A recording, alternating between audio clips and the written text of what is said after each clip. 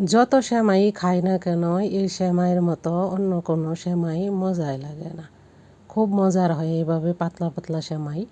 এর জন্য নিয়ে নিচ্ছি কড়াইতে একটু ঘি, 1 চামচ ঘিটা গরম করে দিয়ে দিচ্ছি আমি খেজুরের পরিবর্তে সবার কাছে কিশমিশ থাকে, কিশমিশ দিয়ে নিতে পারেন।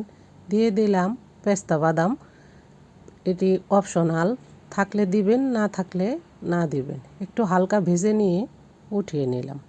সেই কড়াইতেই দিয়ে দিলাম সেমাই। এই সেমাইটা একটু ভেজে নিলে ভালো লাগে, আর ছোট ছোট করে ভেঙে দিলে ভালো হয়।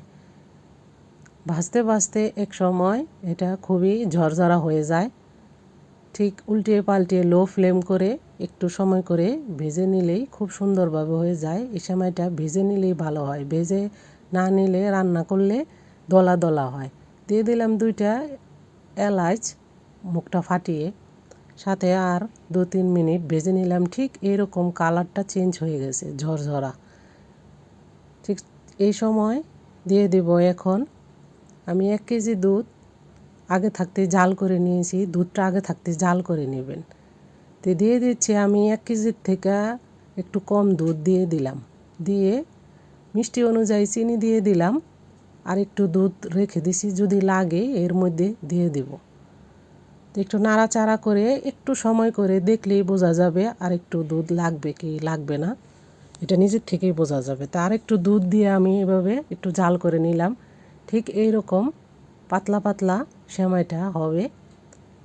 বাকি কিশমিশ আমি ওই যে বাছছিলাম ওটি দিয়ে দিছি, স্কিপ হয়ে গেছে। একটু নাড়াচাড়া করে নামিয়ে নিলে সেমাইটা খুবই মজার হয়। এভাবে রান্না করে দেখবেন, অবশ্যই সবাই খায়, অনেকেই এইভাবেও খায়, অন্যভাবেও খায়। ভেজে নিয়ে এইভাবে খেয়ে দেখবেন। আর বাকি খেজুর আর পেস্তা বাদাম ওপরে দিয়ে এভাবে একটু ডেকোরেট করে দিলাম।